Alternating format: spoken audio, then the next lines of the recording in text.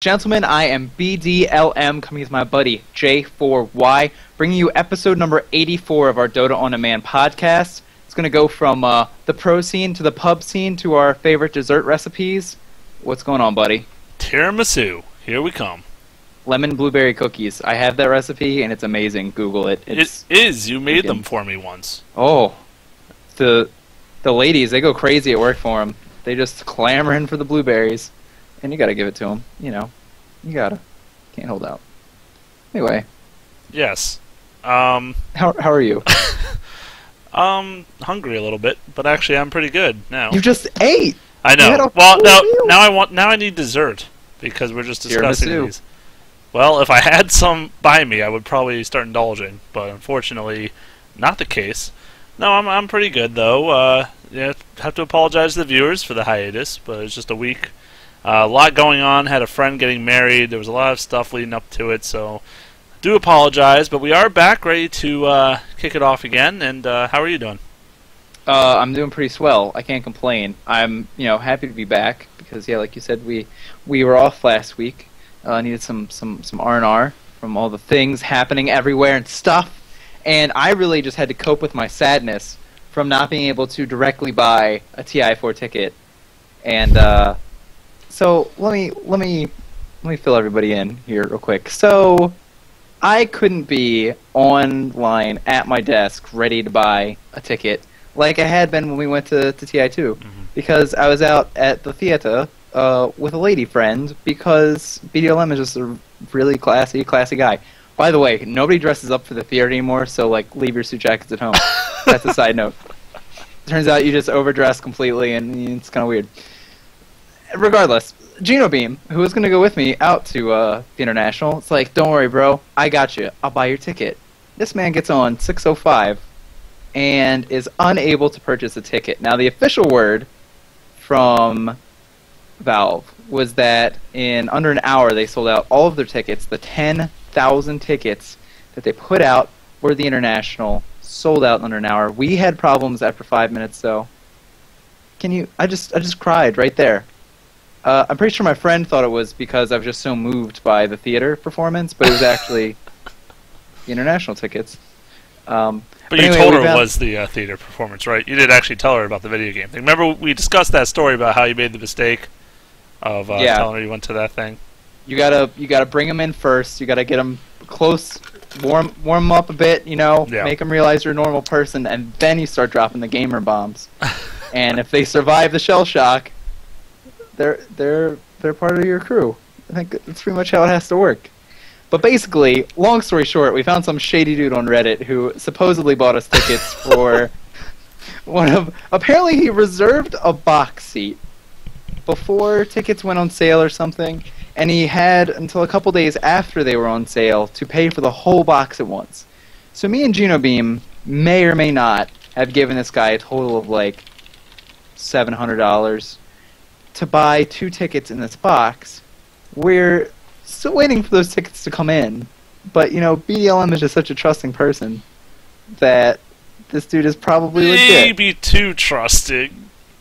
I haven't bought my plane tickets yet, so Smart. it's half trusting. It's Don't put all those chickens in that one basket. Coop. Oh, basket. Yeah, that's the phrase. I figured you were just going to go somewhere else with it, so I figured I would just let you know at the other end of that. That was smart planning ahead there. 84 episodes, we start realizing these things.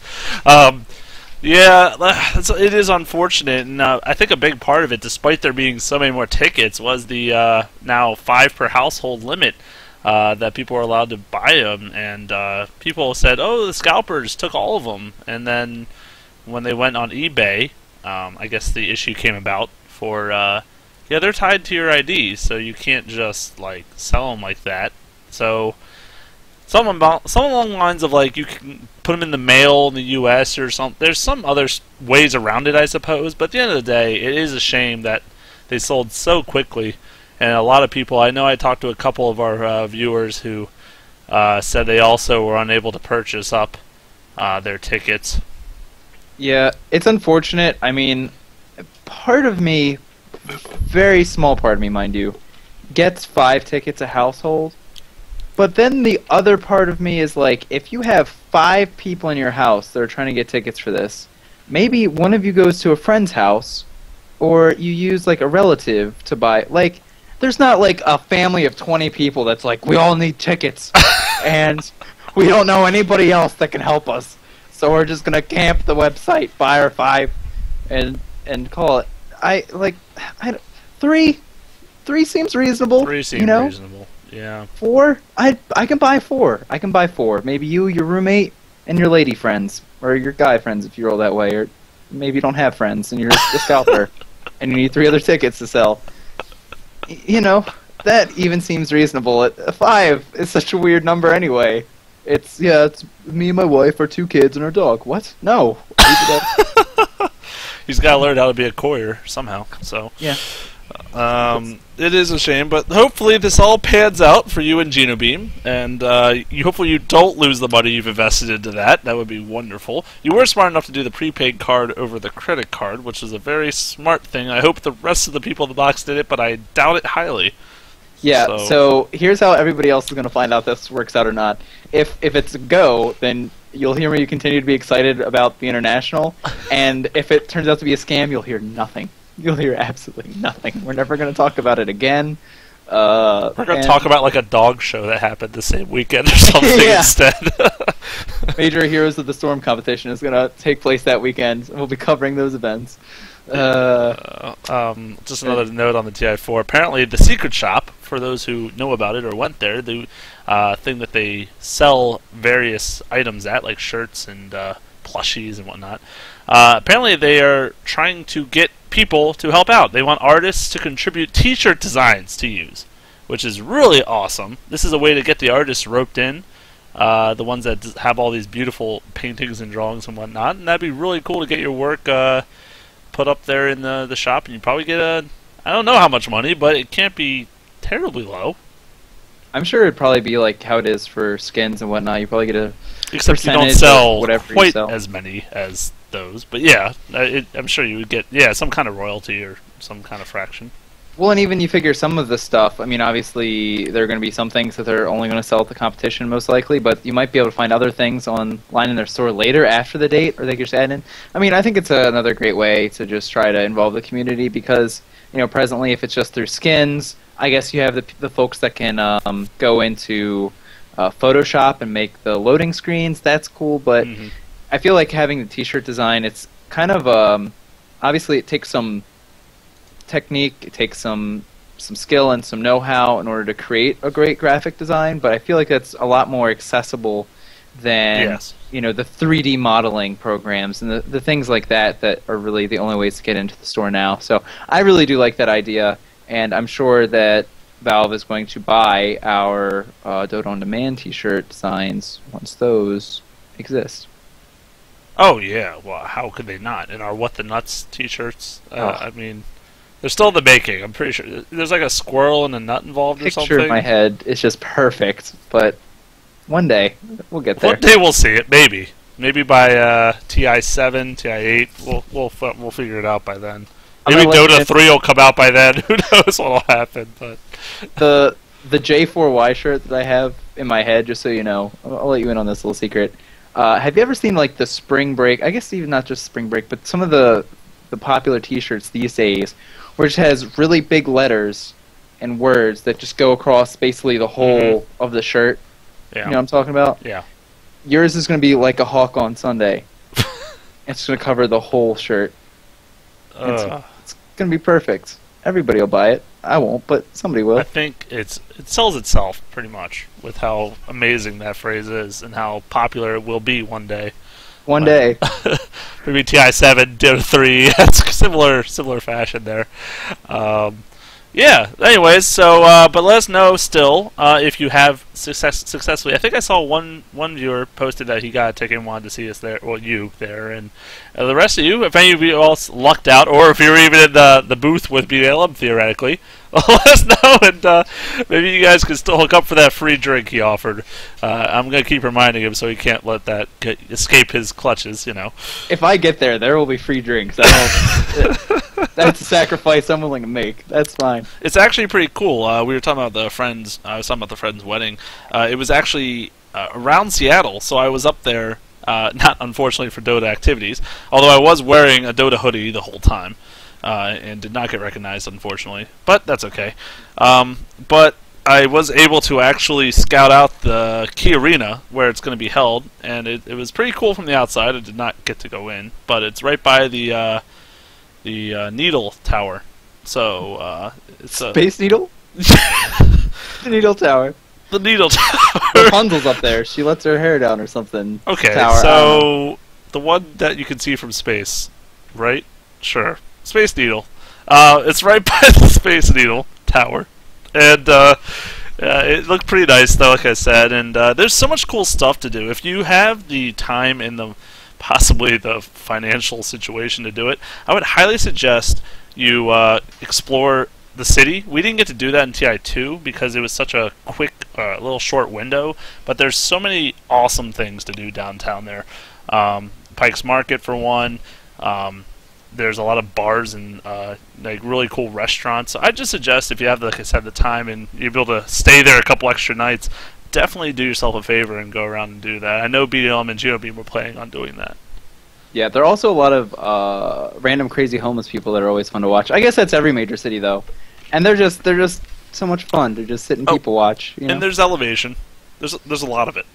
There's also fresh air, which is scary as hell, I have to say. My body kind of went into shock the last time. I really didn't know what to do. I'm going to leave my inhaler home this time. It's going to be glorious. Fortunately, we could go inside the building really quickly. We stayed there for roughly 8 or 9 hours, so it was not too big a deal. But we had to basically catch car exhaust in a plastic bag and then hold it over our heads in order to get from point A to point B. That's really the only thing we could do. From the event to the Chipotle and back. Yeah, it was rough. It was a rough trip. But, yeah, how about some personal stuff? I know you mentioned it on the Facebook. J4Y and Co. laying down the smackdown. Yeah, I don't like to brag. I love to brag. Who am I kidding? So, I totally love to brag. But yeah, I was queuing up with GeoBeam and Bonk for a ranked game, and just so happened I saw on the other team a player named Fogged, and I was like, well, that's interesting. But I'm like, a lot of times players just use some pro's name in their name. It's like, oh, whatever, I don't believe it. And we end up going, and I go Weaver, because I just wanted to win a game. I was sick of losing games. I'm like, I'm just going to pick Weaver. He's my try-hard go-to, because I'm like, I rarely lose with this hero. He's so easy to play, and you just crush people. And GB won his signature Abaddon support, and we went duo off lane versus Wraith King Disruptor Vengeful, which Fogged happened to be Vengeful. And he was playing with Snake King. I don't know if you guys know a lot of Dota players, but these were two players that were on Dignitas back in the day. And now they just, I guess, pub around for fun. Fogged was on, I believe, was it Evil Geniuses? He was on another team recently before either leaving or getting kicked off. But either way, it's two pro players. Actually, we found out with Dota Buff stats, or just Dota Buff, no stats, that they were the confirmed players. So we did play. Not only did we play against them, we crushed them. Snake King was Shadow Fiend mid. He ended up 3-12-1. Wow. And Jay, you know these guys are longtime listeners of the show. So of course, with Puppy, I mean, all these guys. Well, I have to call them out, and maybe this will help them improve in their gameplay. Wow. Fogged was 3-5-10, so more of like a reasonable support record there. I, however, as Weaver, ended 16-3-8, and GeoBeam was 1-5-12, and Bonk was 10-3-5. Bonk played his signature Meepo, so we crushed them, and it was just interesting. I think the reason it got so easy was we had this pub invoker mid against the Shaffian who ended up getting first blood, and Snake King went Hand of Midas first. So he was just the squishiest thing in the world. So essentially, as soon as I got Shashuki and the Geminate attack leveled up, it was like I'd four-shot him, essentially, and it was pretty brutal. But it was a lot of fun, and my ego went up about... I may have only gained 30 rating, but my ego went up 3,000. You know what I mean? It was one of those kind of moments in life. So Yeah, that's pretty slick. It's interesting. I mean, it sounds like they didn't have a whole lot of crowd control outside. I mean, a lot of single target. So interesting that he would go for the Midas, but I guess having faith in the late game, especially when you consider there's Vengeful Spirit on the team, you're already going to get a bunch of just, I guess, free damage. Do you really need to accelerate your farm that much? And they had a Wraith King on their team too. He was in the safe lane with them. Yeah. Yeah. So I'm not sure his intentions there. I had to assume he was just kind of messing around. But they were it was actually, I believe, it was a 3-stack. They were playing with someone else, and then there was 2 pubs or something. So, yeah, it was pretty good. But yeah, so next time you guys crush any pros in your games, just feel free to share that Dota buff page. I'm sure it happens to everyone, right? Everyone. You're just trying to make sure that no one watches this show ever. BDLM does not approve of all of the statements made on this podcast. Well, if you he guys barely approves of the ones he makes himself. You know what? Just let me have this day. I'm gonna stretch this out probably all year, but that's okay. Actually, I bet you'll stretch it out until you join Dota League, with Mr. Genobeam. Sounds like at the helm, trying to put together a group of fine gentlemen, knights of the round, of Dota. Yeah, it's an amateur open league, I believe the format is, and you play 2 games every week. Oh, it's a best of 2, or not best of 2. You just play 2 games against a team every week for the total length. I think is 12 weeks, including the playoffs. I don't know too much more about it right now because I just found out about it last week, and I'm not 100% sure if my schedule's going to match up. I'm hoping it will. And if it does, I will keep you all abreast of it. But that's an appropriate word. Nothing wrong with that. Don't you eyebrow me. But yeah, no, I all of a sudden started listening to what you were saying. Abreast? Yeah, but where? So, no, it would be a lot of fun though. It's kind of like, actually we answered a viewer question about how someone like playing with their friends and they kind of want to be competitive sometimes. It's one of those aspects where it's like, I think it's like playing the game in a whole different way, essentially. Trying really hard, trying to vocalize more. After we started talking about the league, we played a few pub games, and I was like on the mic, like our friend B-Dum was just making fun of me the whole game because I was just talking and like shouting things out. I'm like, that's how you're actually supposed to play the game. I'm just finally doing it right. And he was playing Clockwork, and he didn't say a word the whole game. I'm like, you kind of need to talk here when you're going to like go or something. But it's like, you just realize like, oh, this is how the game actually is probably played, and it might even make you a better player. Well, it definitely should make you a better player. Yeah, and I think that's always kind of something that we've struggled with, because especially if I feel like the people that watch this show are probably at least a little bit in tune with like the professional scene, or you're aware of the trends or what sort of maybe should be done in a lot of cases, and you don't necessarily get to see that in the games that you play. And I kind of like the idea of, instead of just doing like the rank together and maybe expecting a lot when other people might not be expecting a lot, I feel like when you go to play on a team, you're pretty much saying, okay, well, we want to take this seriously and we want to try to make something come of it. And I feel like it almost takes some of the rage pressure out of it. I'm probably not at all, and it just makes it worse. But my theory is that, you can at least sort of get some distance from it when you realize, okay, we're doing this brand new. You have to like figure out what kind of heroes are good for you guys to draft. What kind of heroes are you bad at playing against? We get to see now, even the professional scene, these teams that really are magnetized towards certain strategies, and that means that different teams are going to have to ban certain ways against them. Even at our level, there are going to be teams that have maybe sniper as a core part of their lineup because they have a really strong sniper player, and because that strategy makes a lot of sense to them. And so I think when you like take a step back and you really you're trying to take it seriously, you really start to look at the elements of the game more than, I guess, the people, until you say, hey, we need more last hits on our carry, or we need more mobility out of this role. But there again, I think when you start saying, we need more out of this role, out of this hero, out of this draft.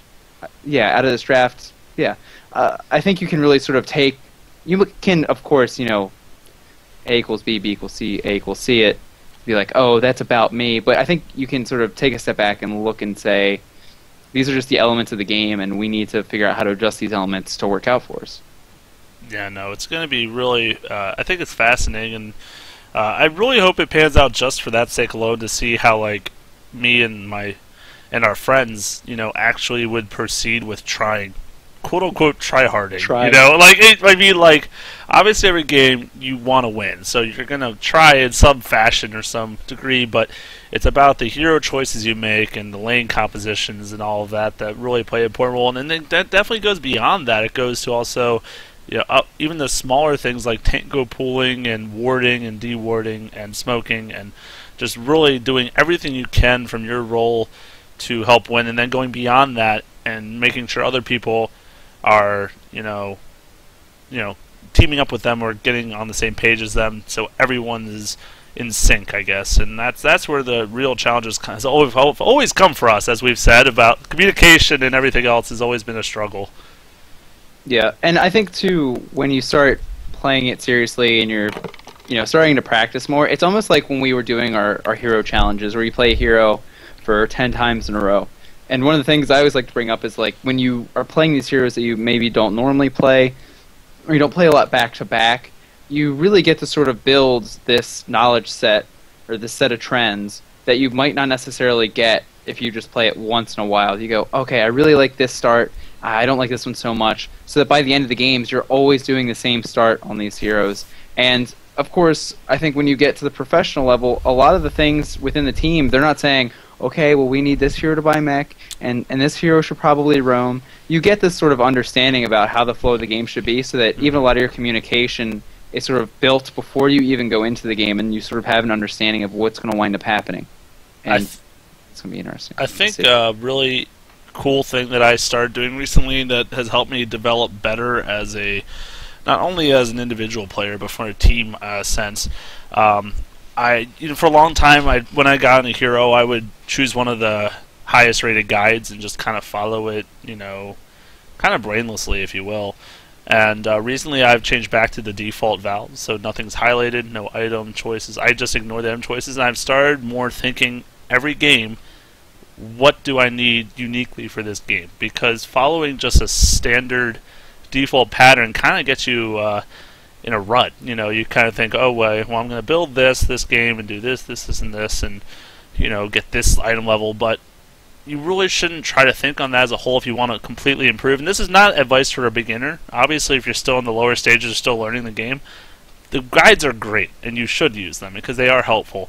But if you want to really expand on your knowledge, I think it's an awesome idea to just kind of figure those things out step by step as you play, and kind of reactively buy certain items, or even possibly go certain skill builds depending on the situation. And it's definitely, I think, making me overall improve my dynamics in each different hero. Yeah, and I mean, I think that's something that you always have to be thinking about, and you'll always get better at, because it's something I think we brought up before. Some people play with, like, what do I build this game? You should know. We got a nickel every time that question was asked in our games. You should know. Yeah. You should have. I'm thinking I should go BKB, but I think maybe I can go a little bit greedier this game. Maybe I rush out a Midas. What do you guys think? Well, all right. Yeah, I'm happy. I'll put in my 2 cents. Right. But what should I go with this game? Yeah, items. That question is really annoying, to be fair. Not that we aren't willing to answer it. And, like I said, if you're a brand new player, then I have no problem with you asking questions like that. But when you played twice as many games as me, and then you're asking that question still, that says something to me. That says you're not really looking to improve yourself. You're just going through this thing like a zombie and just kind of playing it over and over. So, I'm all one for improving, and I think I will help you get there if you're in my game, but, I don't like people who kind of just leech off the backs of others who actually put in the time and hard work to get where they are. Now we're titling this episode, J4Y, Shots Fired. Yeah, shots fired about... This is probably starting to stretch into my real life work. Apparently, you have just, like... the last week and a half, you've just been storing up Dota hate. And you're just, like... just churning. You're letting it all out. It's cathartic, Like I said, I think it's starting to leak into my real life, and I need to get it back to Dota 2. Yeah, so... Dota League, probably happening. Sweet. And you guys should sign up for it, too. There's still a little bit of time left. If you have a group of friends... Don't worry so much about your skill level. Just do it for the experience. Do it to have fun with it. Don't get too down if you lose to some of these teams. But, make yourself work hard at it, improve, and try to play as a team. You'll be a better player in general if you do it. It'll help you in solo queue and rank queue as well. So I'd say just go for it if you can find a team. Yeah, I definitely agree. I think it'll be a lot of fun, and I'm curious to see, how you guys are able to do. But the heart and soul of this episode was meant to be Demon joining Team Liquid. Yes. That actually was not the heart and soul, but he did. But I just wanted to give it a shout out. That's okay. I thought it was interesting. I mean, he's been playing with subbing in, and apparently they liked him so much they wanted to keep him. So they got him, and he's on the support role. I think it's the 4. I think he's playing 4. So no Kunkka Shadow Fiend, unfortunately. But until Kunkka support becomes popular, which may happen, but until then. And I'm going to make the completely unjustifiable claim of saying I think they're doing better. I have no idea if they are, but I feel like in my heart they are. And they're going at a lower blog per minute rate, though, right now. That is true. Yeah. There's maybe a little less haterade being sipped on possibly over the Team Liquid roster. So, I'm curious to see how it turns out. This roster is making a change so close to the international, you're pretty much going to expect to see them having to fight through the qualifiers at this point, I feel like. So I'm really curious to see how they're able to perform. And, I've really always liked Team Liquid as a sponsor. Yeah. And you have a shirt, dude. I do. I bought it when I was like Fat Matt, right? BDLM plus a couple pounds. So it was... Okay, I'm sorry. It was a little ill-fitting to begin with, and it's also a size too big. So I don't. Sounds like you need a new one, is what it sounds like. That is exactly what it sounds like. Yeah. Now that you mention it. But yeah, so I like some of the people on their team, and I definitely like Team Liquid and as an organization. So I hope they're able to do well in the qualifiers. Right. I'm curious to see if they're able to make it to the qualifiers. Through. I mean, who knows? They qualify for the qualifiers. That's right. All right, we could get back to your. I guess we are going to talk about something else. Perhaps. Speaking of TI4, I feel like a team. I don't know about you, Jay. You're welcome to put in your 2 cents here. Is that why you have me on the podcast to give my 2 cents? Yeah. I pretty much feel like if Empire doesn't get invited, that would be quite shocking. Quite shocking, because they have just been killing it of late. When we first started thinking about doing episodes sort of themed on teams, Empire was one that I kind of was interested in looking at. We wound up looking at Sad Boys. We wound up looking at DK. But now we're finally here looking at the Empire and getting to take a look at them. I mean, what do you think about them as a team in general? Do you think they have performed well enough to secure themselves an invite to the event? I think the Empire struck back. I can't hate you for that. Yeah, Can't hate you for that reference. It's okay. Probably going to be the title of the episode. So, essentially, I had to say it just so we could use it as the title. That's all right. I just had to fit it somewhere. I think it's they have been. They've been on a rampage. Actually, when the Dream League was starting up and they were just going ham, not knocking out, but upsetting Na'Vi, and it started out as upsetting. Now it's just like, oh yeah, okay, they beat that team. Yeah, that makes sense. And all these players like Resolution, Silent. These names who I wasn't that familiar with after the shuffle, all of a sudden have been popping up everywhere, and now they're absolutely known throughout the scene as a really strong contending force. And I actually do believe they will earn themselves a spot. Now, granted, there are less automatic spots than there have been in previous internationals. There's going to be more competed for, so it will be a lot harder to get one of those predetermined ones. But at the rate they've been going, it would not surprise me to see them get picked up before the qualifiers. Yeah, this is a team that I've always kind of enjoyed watching, but like you said, some of the names on this team, I feel like you aren't on the tip of your tongue when you're looking for players to talk about. I guess you could say that these teams don't or none of these players really have that like super loud personality where they just sort of put themselves up to the front, or they might not make the flashiest of plays so often, or have the signature hero that's like so crazy ridiculous that you don't normally get to see, Right. that it draws your attention to them. But really, when you go through and you take a look at what the team has been able to accomplish of late, it's really quite impressive. And I feel like they've been really on this streak for a while. It's not just like some little, oh yeah, they did great for a week or two. They have just been consistent of late, and that's sort of the one thing that I'm really curious about as we get closer to the international, as we get closer to like the Dream League finals, etc. When some of these other teams are really starting to, okay, let's get down to brass tacks, let's start boot camping.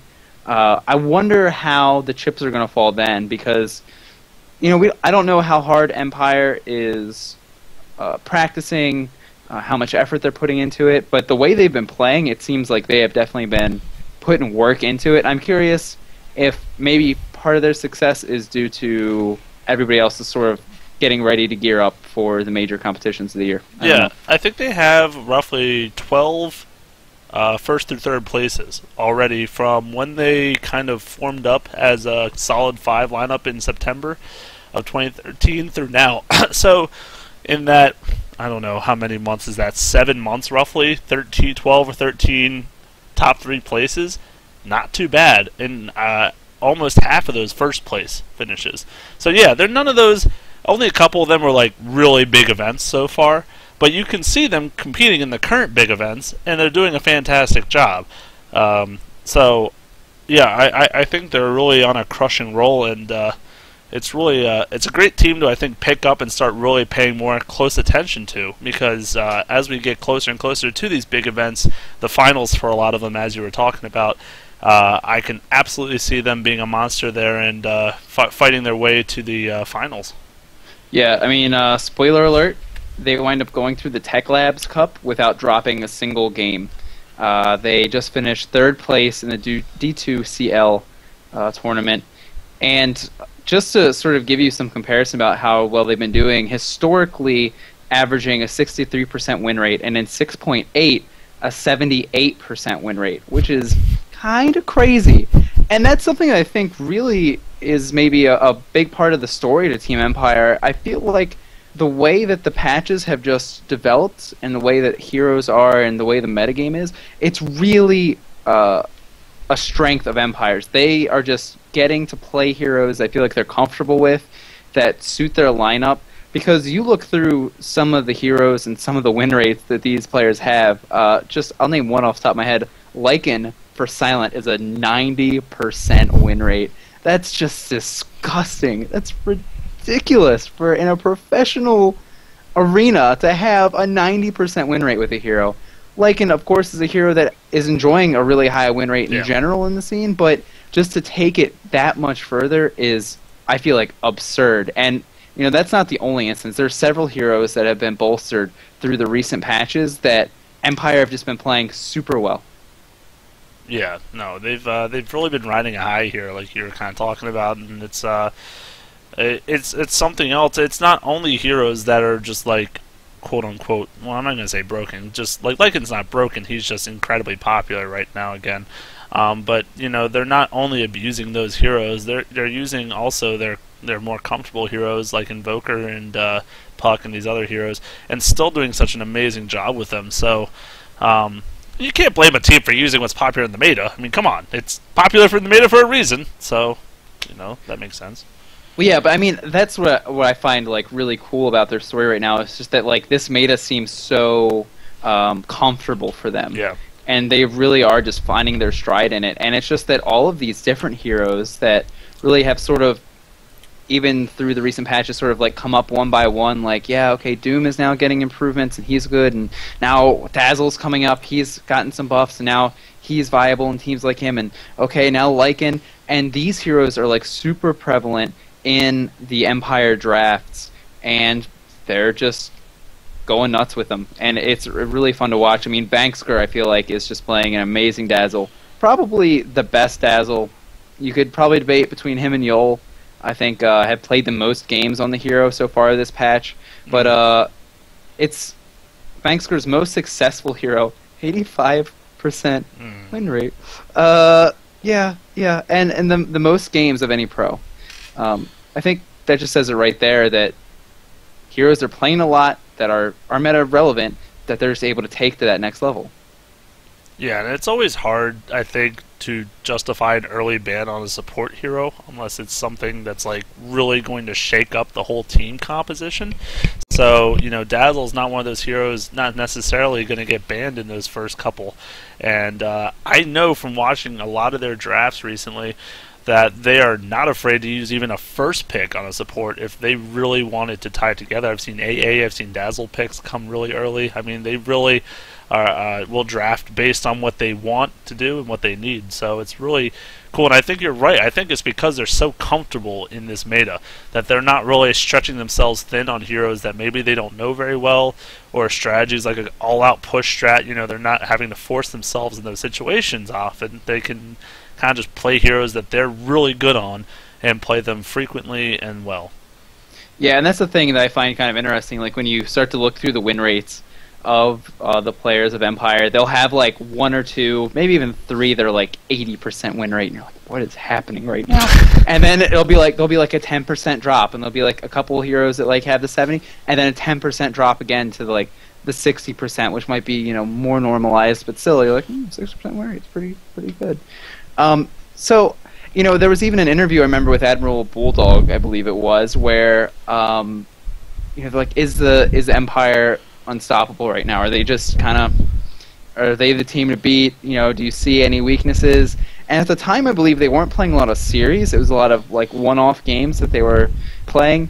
And Admiral Bulldog's like, no, there's probably something there. We just have to play more against them. We're not having these opportunities to really find and exploit the weaknesses. Mm-hmm. But to me, this team really comes across as being skirmishy. They're not, to compare to some of the other teams we've talked about. DK.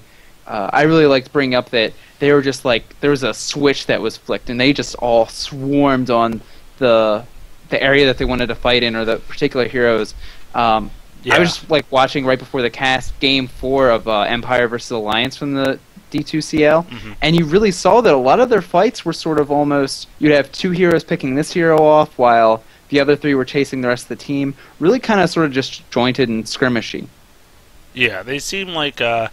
it kind of brings me back to when Demon and someone else was subbing in for Fnatic for finals in a LAN tournament, and the way they fought was a lot more skirmishy because the individual players were so highly skilled, but the coordination was not necessarily as an overmind. Like, it wasn't like everyone was on the same page completely. So they were kind of like picking people off or doing this or doing that, and I'm not trying to say Empire doesn't have coordination, because believe me, I've seen plenty of fights beautifully choreographed, but you don't see a lot necessarily of Magnus's or Enigmas or Wombo combo lineups necessarily coming out for them.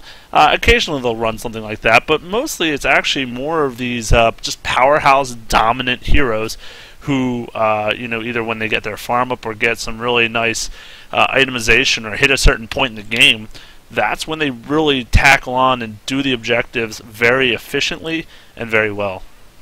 Yeah, I mean, I think that's a great point. I mean, I don't always call those like linchpin heroes or spells where they offer so much to a particular fight that if you make it, then you're probably going to win, and if you don't, then that's just your strategy might be out the door if you're not able to land those properly. And I think they excel in team fights, but yeah. I feel like it's more because they draft for a lot of disable, and they're just able to make that work really well for them instead of having to go for like you're saying the black hole, the RP, having to hit like a lot of heroes with single spells. They're just really bringing a lot of single spells to the table that they can target as they feel they need to.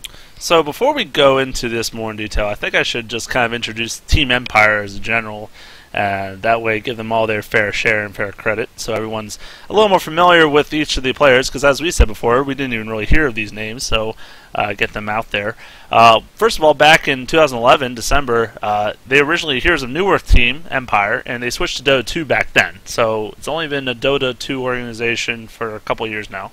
And Dota 2's only been around for a couple of years, to be fair. But in 2013 alone, there were over 10 roster changes in 9 months. So this team was getting shuffled around quite a bit, to say.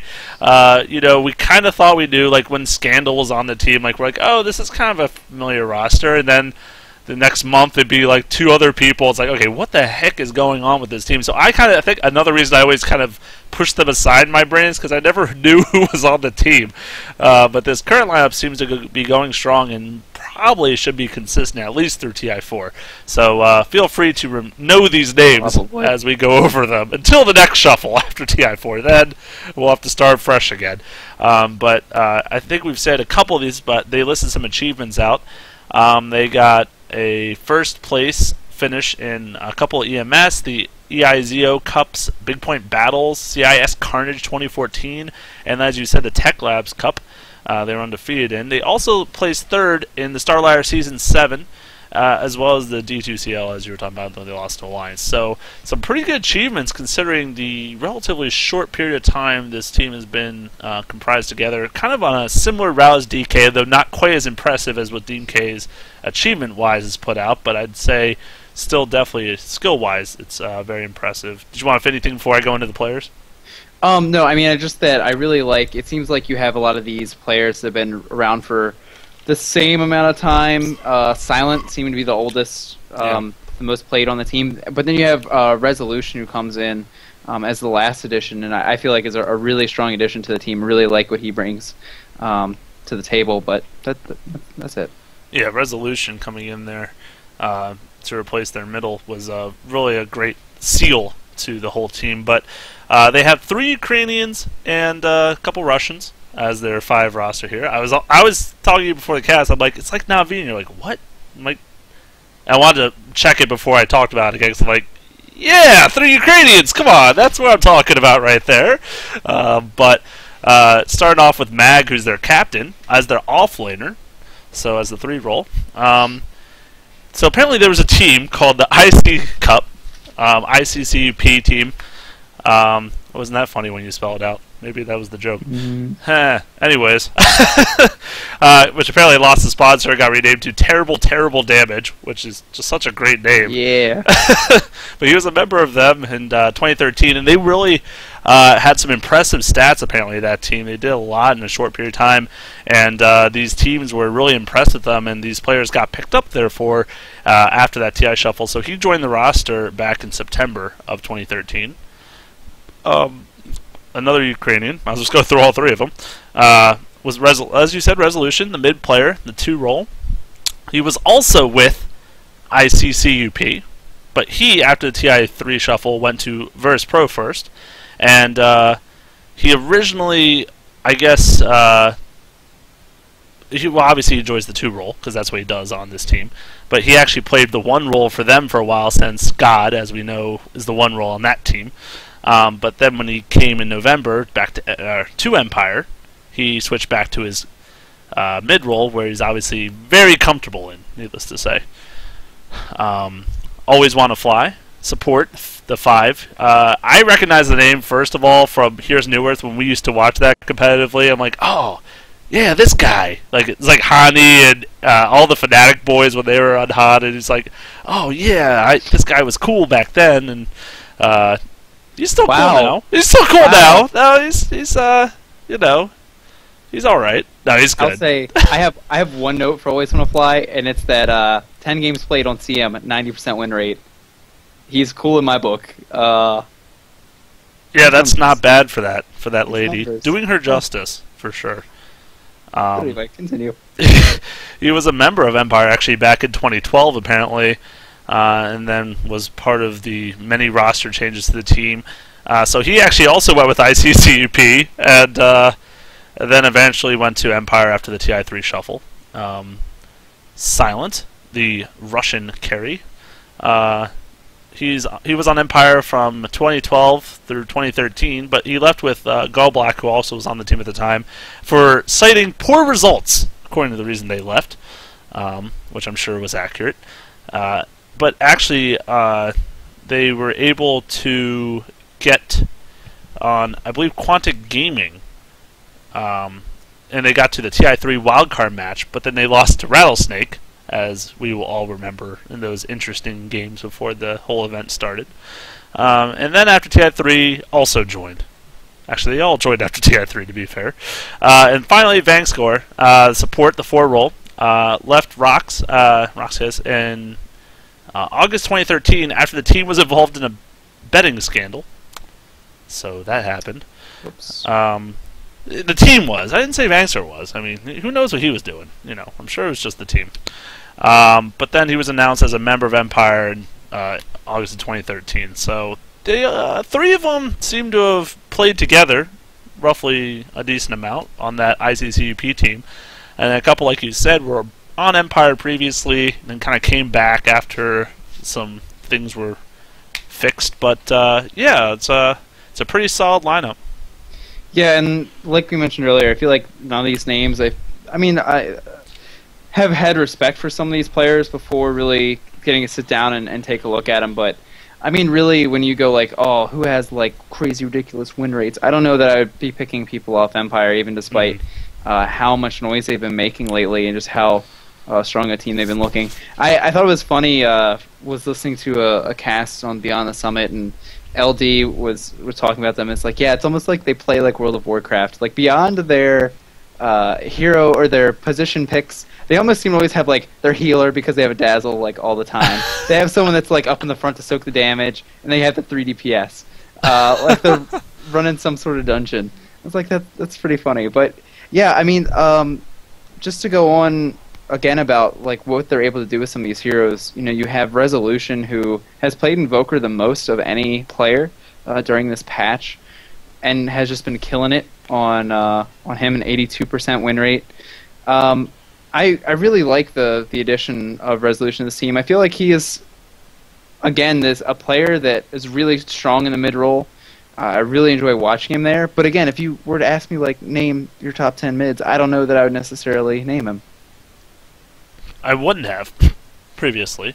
Yeah, exactly. Now he's he was never mainstream either. That's the other issue. You know, their team hasn't participated in up until recently. They haven't been doing any huge events. You know, like the Big Point battles. Some of those other events I mentioned were pretty minor for the most part. Not big prize pools and didn't get a ton of attention. So that didn't really help in their quest for ratings. I don't know what you want to call it, but now, like you said, they've really kind of come out in the spotlight with Dream League, with Star Ladder, with these other big events, and they're really starting to get a lot of following behind them and a lot of support. And you know, I actually drafted Resolution when we did our fantasy draft, not even knowing really who he was. I just saw he had a lot of fantasy points, and I'm like, yeah, this sounds good. I'm gonna pick him, and it's obviously paid off in dividends, but I've really loved to follow him. And another hero I've really, another player on their team I've really